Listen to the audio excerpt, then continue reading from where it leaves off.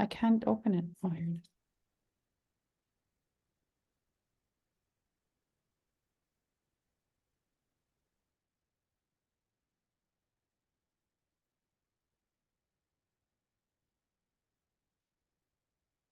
Here in British Columbia, innovation is everywhere.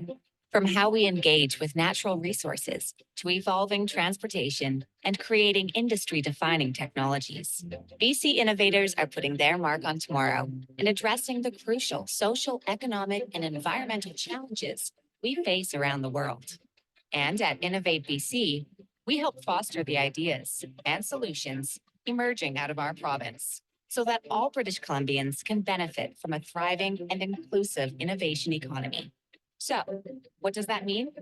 We are champions of innovation and changemakers, relationship builders and community connectors, drivers of ecosystem data and storytellers.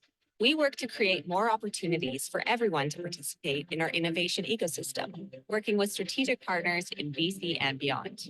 And our programs are designed to connect innovators to the resources they need to succeed.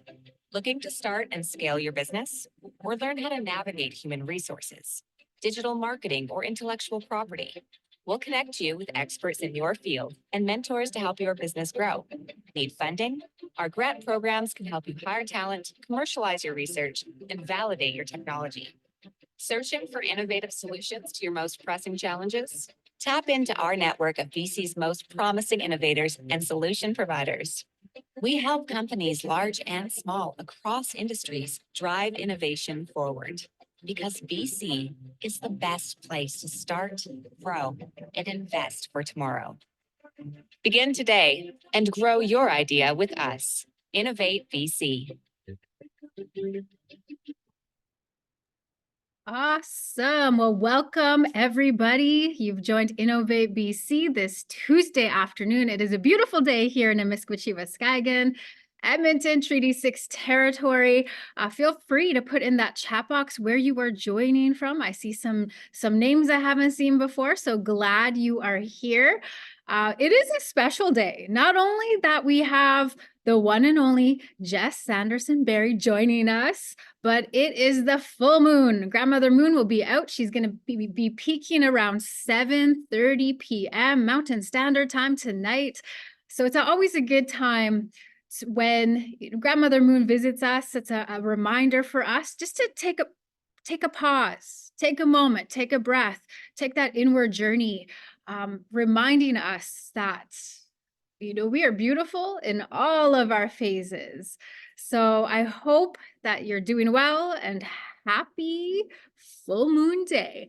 All right, so I'm honored to introduce our next guest speaker. If there are any questions along the way, feel free to put those questions in the chat box. There will be opportunity at the end. We always love to hear your voice. We always love to have a little bit of dialogue. So we would love for you to join in the conversation today. All right, so today's conversation is about finding your gifts. And I've been able to witness this nêhiyaw-iskwêw, this Cree woman who is a mother, Cree artist, traditional high tanner, knowledge sharer, and facilitator. I've watched her in the past years really transition, transform into the gift that she brings to community. She's going to talk about what she is doing, what she's been up to, and it's really remarkable. It's really beautiful. She's one of a kind. So I think it's going to be a great moment of inspiration as we listen to her. I think when we gather together and we listen to each other's stories, that reminds us of how connected we truly are. And it's really important, to come with an open mind, open heart, whatever dream is in your heart. I hope that it gets stirred today. All right, so she has created her wearable art under the name of JShine Designs and is currently working out of Amiskwaciwâskahikan. She will talk about her entrepreneurship journey on how she contributes to Indigenous community economic development through traditional hide tanning. And we are excited. And she's also going to talk about finding your gifts and how they can heal your communities. We all have a part to play in creators' beautiful world.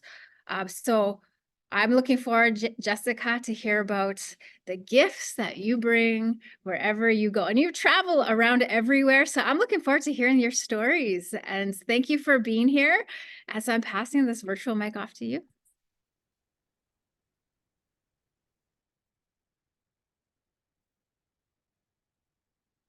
Check, check. Can you guys hear me? Okay. So Tansei Jess Sanderson-Barry nêhiyaw-iskwêw Chakastaypasin Band. Hello, my name is Jess Sanderson-Barry. I am a Cree woman. I am from Chakastaypasin Band. I'm a mother, I'm a high tenor and facilitator and the face behind JShine Designs.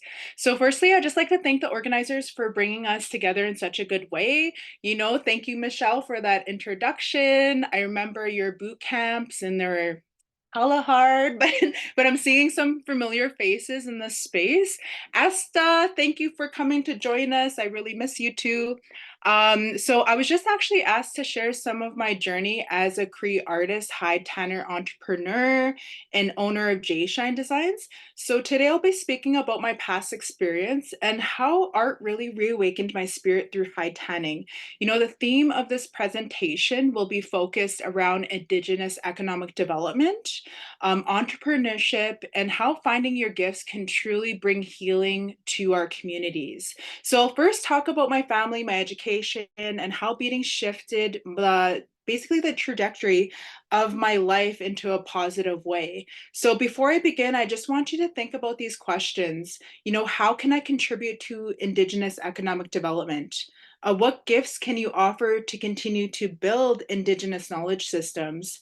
And what are your intentions? And how can my gifts bring healing to our communities?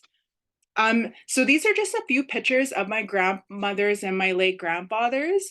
I have relatives on both on Chakastaypasin Band, my Sanderson-Burns family, and my Musqueam side, which is my Good and Lightning family. So on the very far right are my late grandparents, George, and my grandmother, Clara, at the very bottom there. Clara, who was a residential school survivor from Gordon's in Saskatchewan. She was my rock, my foundation. She was so resilient in so many different ways.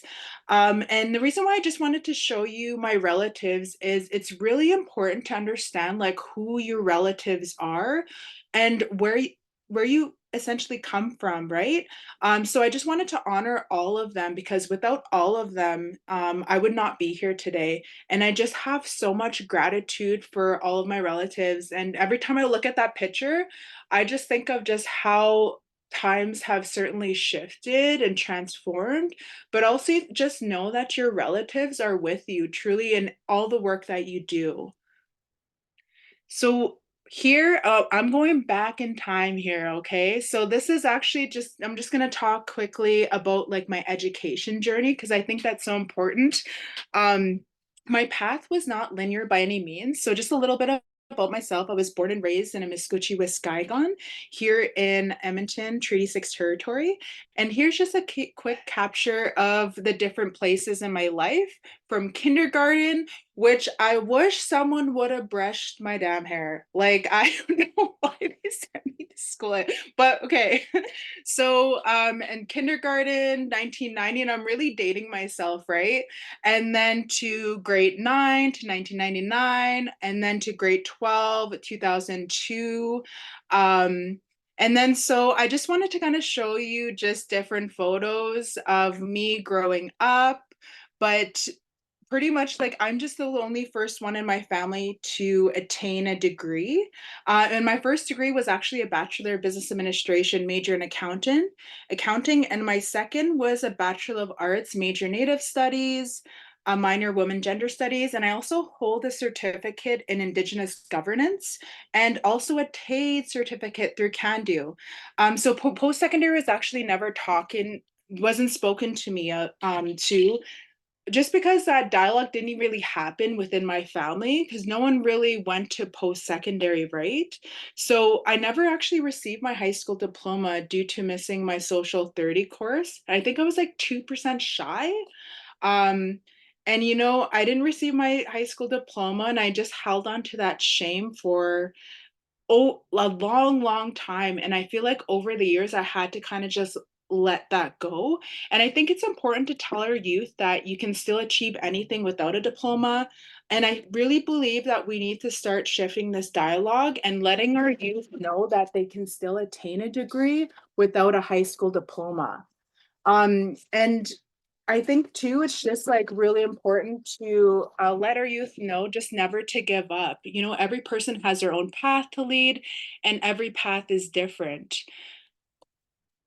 So the journey of JShine to JShine Creations to JShine Designs, we all have to come somewhere. And when you start something, it may not really look like the way it's supposed to.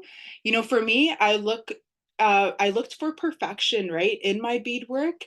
And anytime when I'm working on new pieces, it will take a long, long time before it goes out to the physical.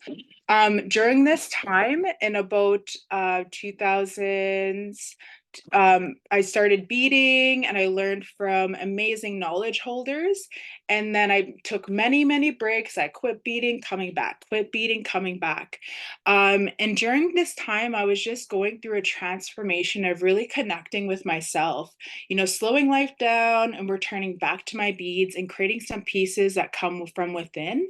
I never grew up how to bead within my kin. And this is actually stopped at my late grandmother, Jenny Good and Lightning. And my first time was actually picking up a beading needle was in high school between 2000.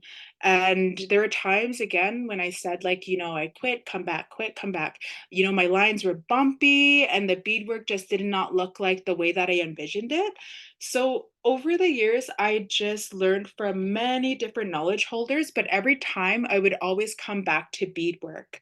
And I just recognize that as blood memory, which we all have, right? So I created JShine Creations in 2014. And at that time, I attended my first powwow in Samson, Cree Nation. And I only sold a quick few pairs of earrings. And I think over the course of my mind, I questioned my abilities, right? And I was like, hey, why am I only selling like a few pairs of earrings compared to this person? And I really kind of had to look at like myself, and I was like, hey, well, maybe this is not for me. And so what I did is actually took a step back and I quit beadwork again. So from 2024, this is when I decided to go back to school to get my second degree, all while at the same time working full time and having a family and balancing everything out, right? So there was kind of like a gap between 2014 and 2017 where I did not bead. And just to have a balance in my day life, right? I just needed a creative outlet to have that balance in a life. And this was through beading. So and bringing you back to about that, how like there was that gap from 2014 to 17, I did not bead or do anything creatively. At that time, I was going back to school. I was at U of A, immersed in my studies. And so this is kind of just to show you, I started to come back to my beadwork. I started working with commercial hide because that's all that I had access to, right? And most of our community has access to, to commercial hide in their you'll see in some moccasins and all of these types of things. But those earrings really kind of gave me the boost that I needed to just really come back to beadwork, come back to creating again. So in 2017, during that time when I was at U of A, I attended a course, Wakothuan Summer Intensive Land-Based course, which I learned how to traditionally tan hides, which I'll talk a little bit more later. And then 2017, August came, just this new design of these feathers came out, and this was the start of JShine Designs. So Sousa Creek. So that's me actually tanning the hides on the far left there. I'm fleshing a hide with some other friends. So fast forward to 17, I applied through the U of A Native Studies faculty, and I was selected to attend a land-based hide camp where we learned how to traditionally tan hides in Sousa Creek. So that Sousa Creek is kind of near Grand Cache. So when I was there, it was actually my first time seeing how this traditional practice was done.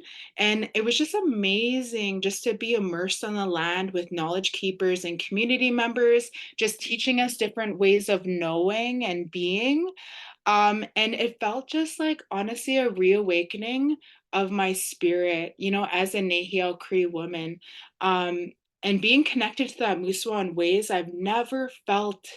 I shouldn't say never, but it was just like a different experience. And I felt my ancestors with me. And alongside when I was flushing that hide, I was just connected with them. And then so this really resonated with me. And I didn't know at the time, but again, I'm going back to that blood memory, right? So but anyways, I didn't know at that time. So I came back from that high camp and I told my cookum, which is my late grandfather's sister, that we tanned hides. She's like, you know, Jess, back like 70 years ago, my late mom and your grandpa tan hides together. Those stories started to come out, right? Those oral stories. And they worked, my late grandpa, George, worked on hides with my late grandmother, Jenny, and great grandmother, and they had multiple hides on the go. So my great grandmother Jenny would make the most beautiful moccasins, beadwork, and this was her livelihood, right? Supporting her family through her beadwork. So and tanning hides had actually stopped at my late grandfather, so it wasn't passed down. So as we finished this camp, we were gifted 2 pieces of hide that we tanned, and I created 2 pairs of those feather earrings. So when I created my feather collection out of commercial hide, and I didn't actually have access to traditional hides, and I did not know where to go. It was extremely, extremely rare and hard to find, right? So that's me just with some classmates and with I just want to honor that elder Adelaide, who I'm sitting there on the bottom right with. We're sewing up the hide that we were working on together. She was an 82 years old when we were learning from her. And I just want to acknowledge her and the McDonald family for opening up their community to us, because it's certainly like brought so much joy to my life, but also just again going back to that reawakening and as a Cree woman. So this slide right here is, I just want to talk about, because there was a crossroads in my path, right? We all come from different journeys. And so from 2008 to 2020, I worked full time, 11 years for a national Indigenous organization as a summer student, and then eventually like worked my way up to the director of finance, you know, managing a multi-million-dollar portfolio. And at that time, you know, I was looking for other job. I knew inside of me that accountant wasn't going to be my sole purpose in life. I just knew absolutely in my like being that there's another purpose, and I did not know like quite what that kind of looked like. So in 2020, I actually resigned from my professional career. And this was in the middle of a pandemic, I think like 4 months after the pandemic hit. And this is one of the hardest and most difficult decisions I had made in my life. I was to leave financial stability, right? And to leave a place where I was comfortable in the work that we did. So we did a lot of grassroots work in community economic development across, you know, Canada. And I've got to travel to amazing places and do community tours and work with some amazing staff at Can-Do. And it was really hard to leave that. But again, I just felt my heart was not there and I just needed that shift and that change. So working full time at one point, going to university and creating art on my spare time, you can tell that was a lot to carry. And I just needed to slow down my life. And yes, I was hella scared, but what made me excited was having full autonomy of my life and the work that I wanted to do. I knew that it was in the arts of JShine. So definitely every person has their own path to lead and every path is different. So as I left Can-Do, we're going into 2020 and 21. And from I attended Ganayasic cultural camps in both 2020 and 2021. And this is actually my second time attending their hide camp in these pictures. And they really created a space where we can learn from one another and build good relations with all beings. So this is me working on my very first deer, stretching the hide, working with one of the elders. And I'm just going to show you a quick clip just of the hide camp.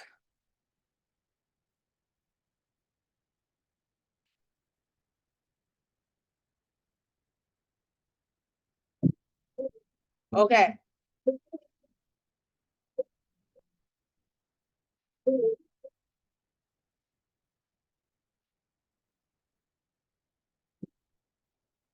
Repeat.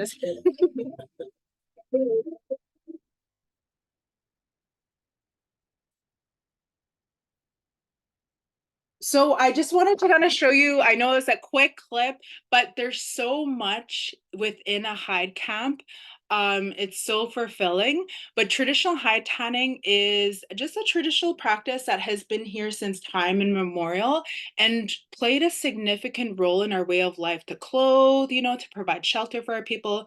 So Indigenous peoples were policed through the Indian Act of 1876, and they were forbidden to actually practice their traditional ceremonies or their traditional cultural practices. This caused a breakage in the interconnected knowledge systems. And in my lived experience, hide tanning actually stopped a generation due to this.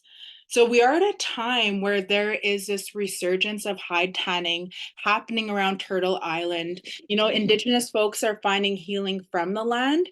And when we work with that mooswa, our four-legged relative, the elder once told me if the moose goes, human life goes. You know, there's so much community care that goes into hide work. There's ceremony, laughter, sharing, that intertransmission of knowledge that continues to happen despite the oppression the government tried to do to our people. Land-based learning is vital to healing our communities, you know, mentally, emotionally, physically, spiritually. So this is me on the left with my moose hide. I was working on a bull hide in my garage right here in Amiskwaciwâskahikan. And this is me on the right where I'm working on a moose hide. So I'm just going to show you a quick video of me. So on the left is a bull and then on the right is a cow.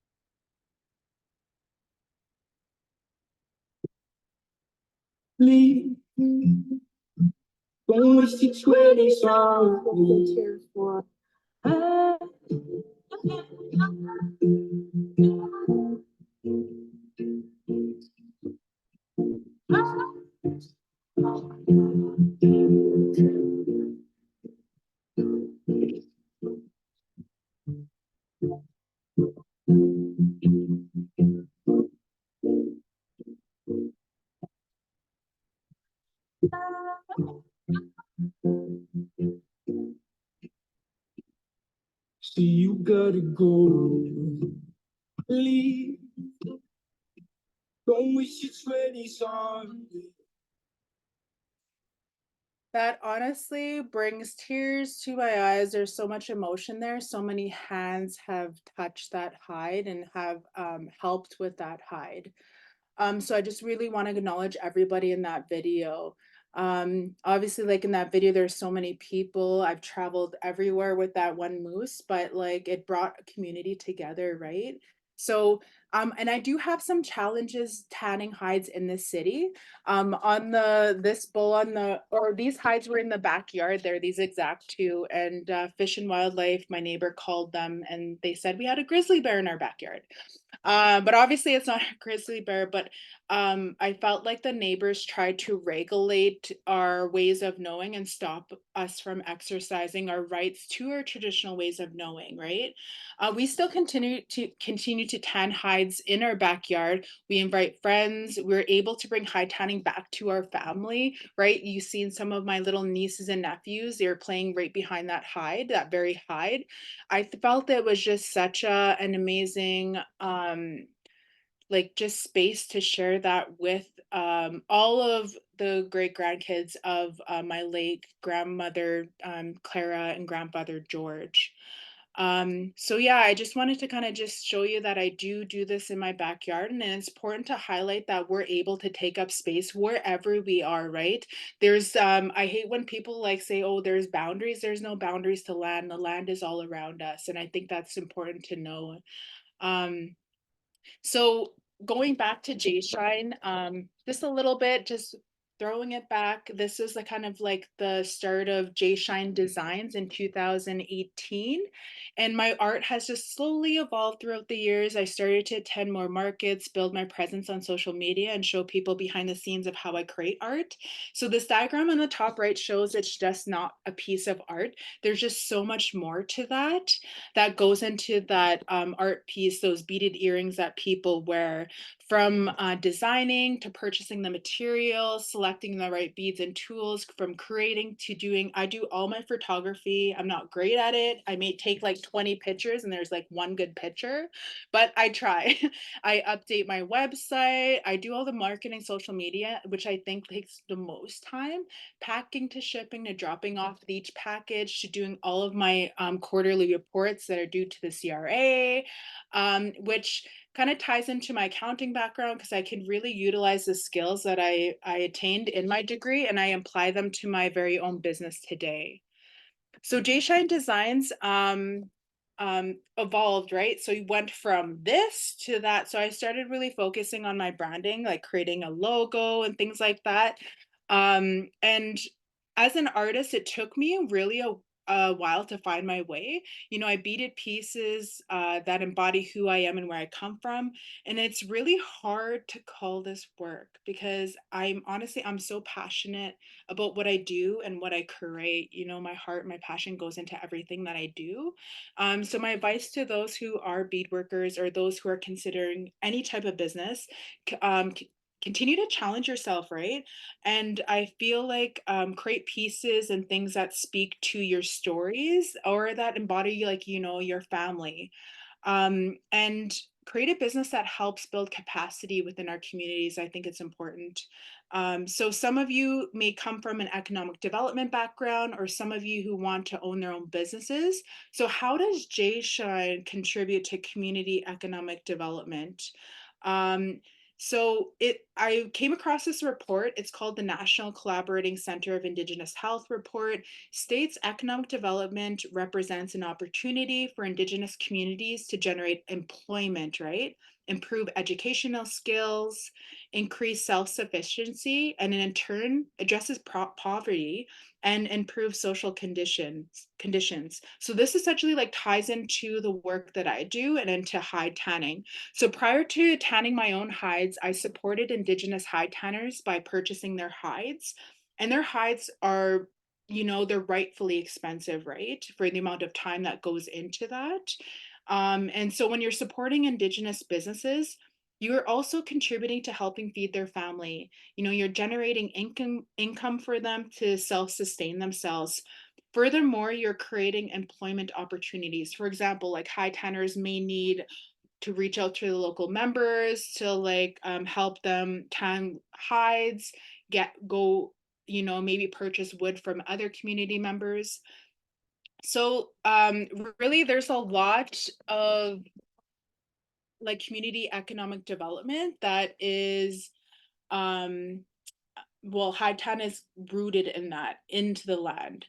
So when I'm purchasing supplies, I like to support Indigenous artists who are in the land foraging and gathering medicines. And I purchase caribou hair, for example, from an Indigenous artist, and I do actually trading as well. And so here are some of the pieces of art that I made from traditional materials like hometown moose hide. There's some caribou hair in there. And since leaving my day job, I only at that time sold jewelry, and I just needed to sell just enough to pay for my bills. And that's all I wanted to do, right? And so since then, I actually expanded my business because I quickly realized I can't bead every day, right? Like it's very taxing on one's body, but also self-care is so important. So I kind of had to expand and say, okay, what can I offer to other people, other beaders? So I actually sell vintage beads on my website, scissors, beading kits. So I teach folks how to bead. We also make our own hide tools. And I host beading circles both virtually and in person, and I share moose hide teachings. So those are just some of my pieces, the hide tools, and then a glimpse on my website as well. So these are some more pieces of my art, and the moose hide earrings. We're actually in an international Lululemon campaign, which I see actually larger brands now investing in our small Indigenous businesses. And I love how they're giving more representation for Indigenous folks like ourselves to be in those bigger spaces, because really, it's really battling those stereotypes that folks have about us. And there are some really successful businesses that are paving and blazing those trails for us. And I just really want to commend all of those Indigenous businesses who are doing great things in our communities. So how does how Indigenous traditional art is contributing to Indigenous community economic development? So going back to beading circles, I'm able to go into community, share beading techniques with their members, and share business best practices and how they too can earn income without even leaving their community, right? And selling these beaded earrings. So I went into a community called Sousa Creek, which I gave a presentation of how to start your own business, but that led into like actually helping them bead their earrings. So they received the teachings, all the supplies, and they actually have access to a pre-recorded video to revisit these techniques.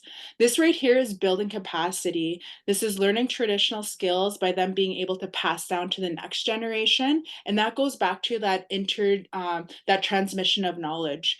And this beadwork that they're creating creates employment for themselves, and you don't have to leave your community, and so that gives an opportunity for them to generate income and feed their family.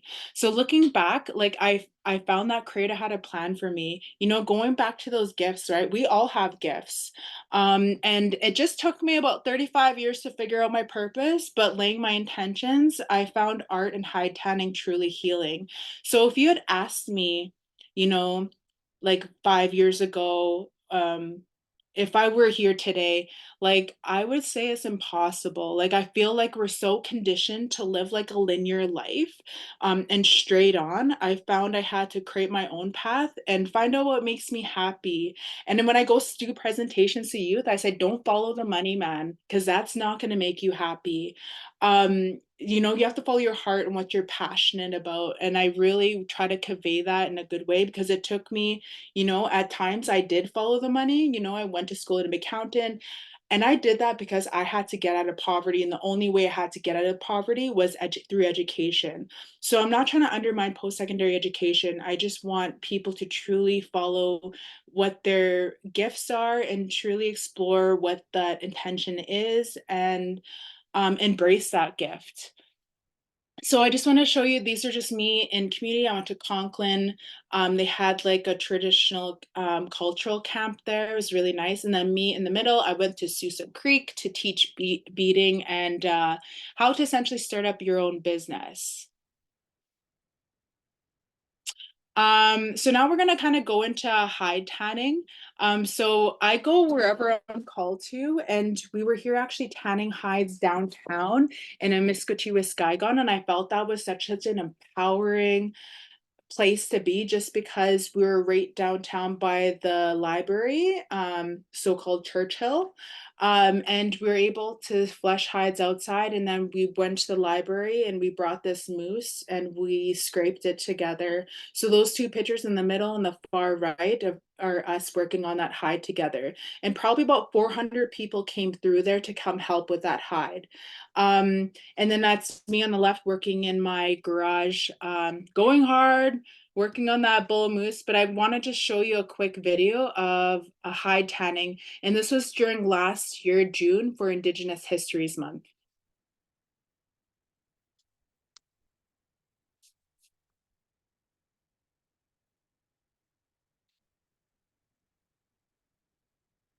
I'm like waving at the...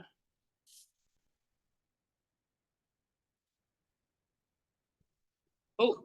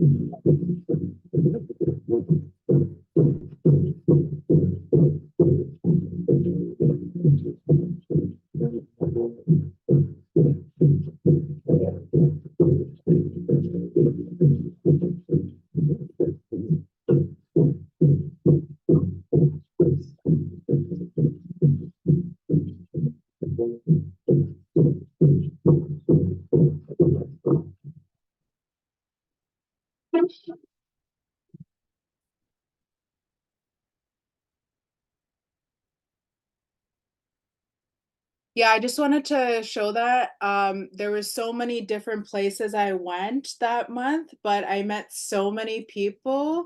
And essentially like doing that, like in different places in urban spaces, I go wherever the Moose Trail brings me.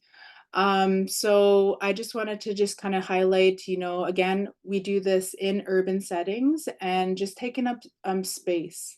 I think that's so important. Um, Fox Lake Moose Camp was amazing. So I'm grateful, truly grateful to live this beautiful life. I get to travel all over Turtle Island and share moose hide teachings. And I'm going to reference back to this report. The National Collaborating Center of Indigenous Health report states Indigenous communities are generally considered as having mixed economies. So going back to community economic development, consisting of both formal and informal economic activities. The later consisting, the participation in traditional substance such activities such as hunting, fishing, food gathering, agricultural. And this has a significant impact on their health and well-being for Indigenous peoples.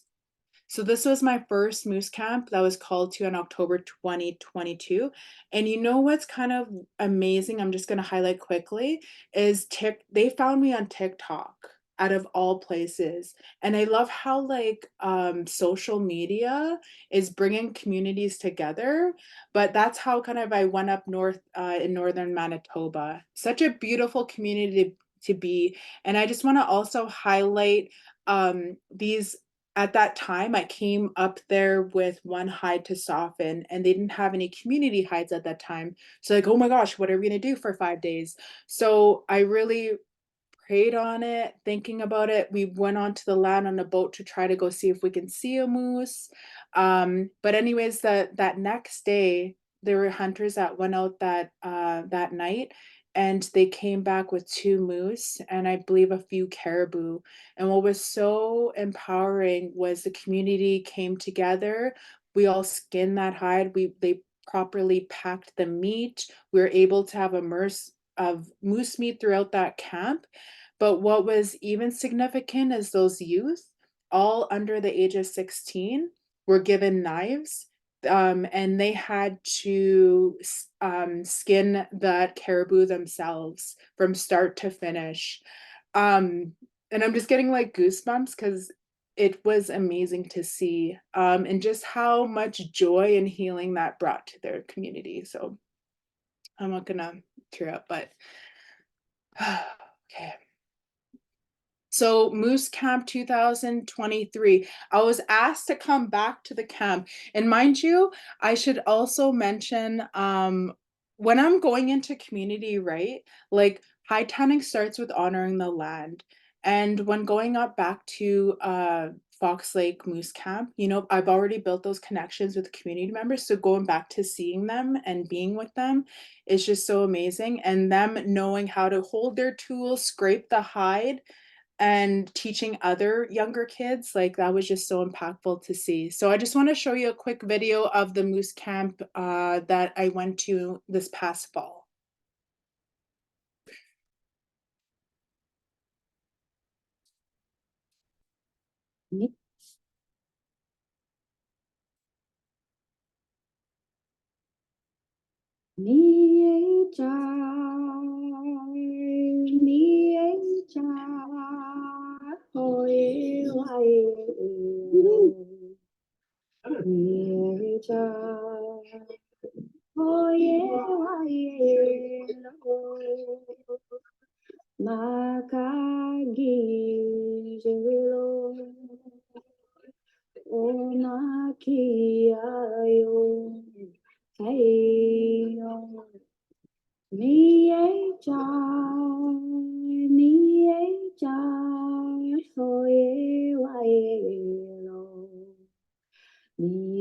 Jai. Oh,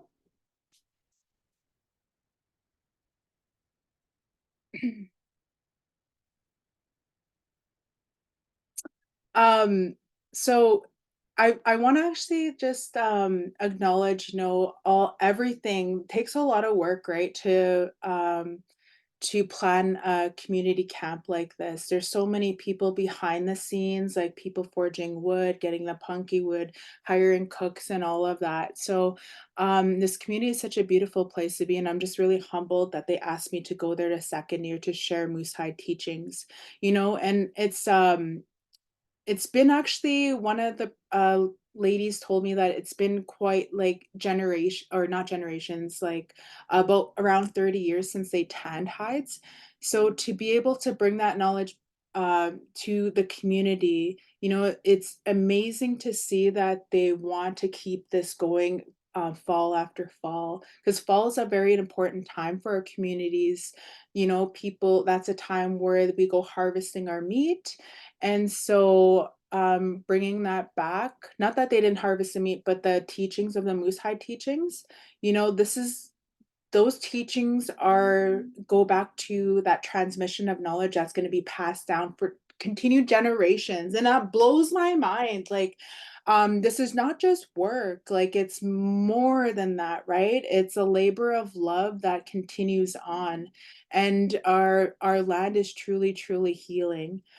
Um, so Bearskin Lake Moose Camp, I just recently came back there. It was this 16-hour trip up there. And again, TikTok, that's how they found me. It's mind-blowing. TikTok brings our communities together in such a good way.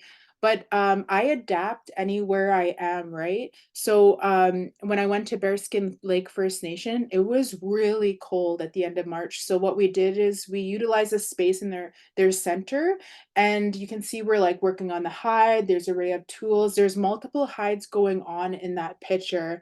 And what they do in Bearskin Lake is they have a program called Choose Life. So their program actually focuses on suicide prevention within their youth, and they have an amazing land-based program. And I just really want to commend the Choose Life employees there who are really focused on land-based teaching and teaching the young ones. I've seen a young fellow who like brought his beaver that he trapped, and he was actually, I was helping him, tan his beaver skin.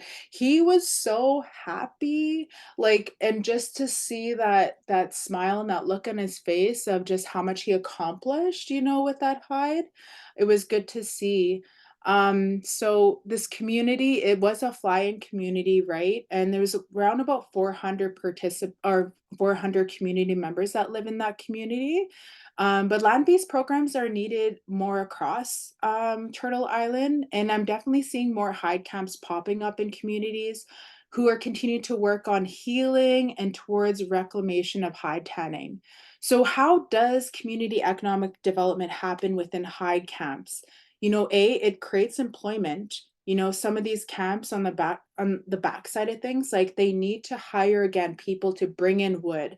They need to hire community cooks. They have elders present, right? And they may pay for the gas for hunters to go out in the land to get to hunt animals for their community. So I think too, like it comes back to land, but also food sovereignty, because the food is highly, highly expensive in the north, right? So they really rely on the animals to feed their communities. So I think too, like they wanted to just be really mindful of using that entire animal all the way through and respecting that animal in a good way. So that's when they had two community moose hides that we were working on. And they had an elder there who brought his own hide. He was about 78 years old, and he actually we were working on his hide, and he wanted to bring somebody in to, not him, but the community wanted to bring someone in to teach the young ones, right, that we can do this. It's going to take a lot of work, but B, it's going to take community to do this amazing labor of love. So having that elder present and tanning hides alongside with him was just, you could see the joy in his eyes, you know, seeing that he knows that these traditional practice are going to continue to move forward and move on. Yeah, it's I'm gonna try to get emotional, but it's more than like I said, it's not just work, right? So I just wanted to show you, and this is in one of their Choose Life teepees on the right, where I was helping a community member with her caribou hide. So there's me. I just want to just say like high 10 is reclamation, right? And I see how community economic development is embedded within land-based programs and cultural camps, and the significant impact it has on Indigenous people's well-being, you know, mentally, emotionally, physically, spiritually. I think that's so important. And we need more land-based programs. I'm seeing a resurgence of them. But you know, that's where healing truly is going to happen, is the land's going to have to carry us, right? And that's where I do my healing. And I'm just really thankful for this really beautiful life, because I was actually talking to with my Hide mentor. I was like, I don't know what I can't call this work. She's like, Jess, it's our way of life. You know, it is. It truly is. It's a Cree way of life, or it's your way of life, or wherever you are. But I just want to really highlight that you know, there's a lot of healing that goes on in land-based learning and teaching. So I just wanted to show you my grandmother. You know how I was talking about my late grandmother, Jenny Good and Lightning?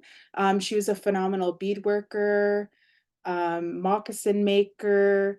And, you know, I'm just right where my great grandmother was 70, 80 years ago, you know, feeding my family through the arts. And I'm just so grateful for everybody and this beautiful life, but also just kind of going back to those original questions is, how can I contribute to Indigenous economic development, and what gifts can you offer to continue to build Indigenous knowledge systems and continue on with that transmission of knowledge within your own communities? Another question is, what are your intentions, and how can my gifts bring healing to our communities? You know, if I could tell myself when I was younger, I would tell her, you know, follow what makes her happy, or follow what makes you happy, rather. If this is through expressing yourself through the arts, or explore different mediums, or even if you don't have any experience, you know, finding those mentors, I think it's important, and access to mentors is important. And ask yourself, how can I be a happier person? You know, what does self-care look for you? What does that look like for you? And what medicine is going to feed your spirit? You know, I heard in order to love other people, you need to first love yourself. So always be proud of who you are and where you come from, and just know your ancestors are always with you and guiding you on a good path. Hi, and amiskwaciwâskahikan. Feel free to follow me on JShine Designs. I'm on all social platforms. And thank you so much for sharing space with me. Wow, that was beautiful. Thank you for sharing your love that's in your heart for what you know to be true. Thank you for sharing and taking us on your entrepreneurial journey. It was beautiful. It was beautiful. I remember 2017 when I bought a pair of your feather earrings just when you started. And I'm kind of kicking myself because I have several pairs of your earrings and I should have wore them. I should have represented today. But what a beautiful, heartfelt journey that you've shared with us today. So thank you so much. What an inspiration. We're going to open the floor for any questions. I think Ken put one in the chat box, but feel free. So this is Ken, a technical question. Do you use oak in tanning? For me, I feel like hide tanning, there's so many different ways of knowing and being within traditionally tanning hides. I learned, from many of my mentors, like I've tan hides with the mountain people in Sousa Creek. I've tan hides with my Dene knowledge holder mentor, Marina, who's my hide bestie. And I've tan hides with Crees, and it really comes down to is what is accessible in your area and on the land. Like for me, I was taught to use punky wood, which is rotten spruce, and it's accessible. I just came from my family's land. We have like some land near Pigeon Lake that was in my family for over 100 years. We went foraging for punky wood, obviously doing proper protocols, right? And only taking what you need is important. So yeah, so personally, like I use rotten spruce in my hides. That's a good question, Ken, and a better answer, Jess. All right, any other questions? Come on in. Oh, I like this one. What's next for JShine? What goals do you have for yourself and your business? I feel like in the last 2 years, I'm doing more teaching and knowledge sharing, but also having that healthy balance of like just beadwork, sharing. So what's next for me is I was asked to go up north, so I'll be doing helping and sharing at an 11-day hide camp. It will be the longest hide camp I'm ever going to. I'm super excited to be going up north again. Lovely, lovely people, but also preparing for Indigenous Fashion Week. So I have that coming up at the end of May and June. But I think too, after that, I just need to settle down. I'm just kidding. No, I just keep on going. I have another market. I'm hoping to get into the River Cree Summer Market June 21st, 22nd. And then just going on the Moose Hide Trail. So July, like going through all these moose camps and go visiting and being in community. Awesome. And another great question, how has social media like TikTok affected your marketing after the pandemic? Good I question. feel so social media is very taxing on like time, right? You need to have time to like post, and the videos that I all shared came from TikTok, but I feel like TikTok is different than Instagram per se. Like Instagram is more of like it is videos, but more so like sharing photos of art. Whereas like TikTok, you actually see hands-on of how this traditional hide is made. So different like clips and stuff, and just because I feel like when people see hometown hide, like they just see sometimes some people don't even know how that is even made, and it's handmade, right? So I feel like TikTok has really opened up the community, the broader community, Indigenous communities, and anybody can come in or out and watch your videos. Whereas like Instagram, it's only your following, right? It's secluded. So I feel like Instagram has really created an online community for Indigenous folks to gather, share different ways of art. There's a lot of amazing content creators. I don't call myself a content creator. I'm not that deadly, but I do videos on some of my travels. So I want to let folks know that I am human, right? And that there's a face behind JShine Designs, and my name is Jess, not JShine. Just kidding. Brilliant. I, for one, think that you are a great, what did you call it? What's a TikTok creator? I think you are a great TikTok creator or a social media creator. I've seen a lot of your videos. And it's just such an inspiration to other people. Like when you shine, you give other people permission to shine, to step into their gifts. And so we're so honored, that your spirit was reawakened to find your path, to find your fire. So we thank you for coming here to share that with us. We honor what you're doing. I know our ancestors, the grandmothers, they're cheering you on. You're really honoring, our people when you go do what you do. So thank you for that. Thank you everybody for joining us this afternoon. This is recorded. and it's going to be put on the Can Do website. So if you feel like somebody needs to hear what was shared today, send them to the website. I think this will be posted later on, if not tomorrow. But I wish more people were here to hear your story. So thank you so much, Jess. We honor you. And thank you all for joining us. Okay, see you. Till next time, everyone.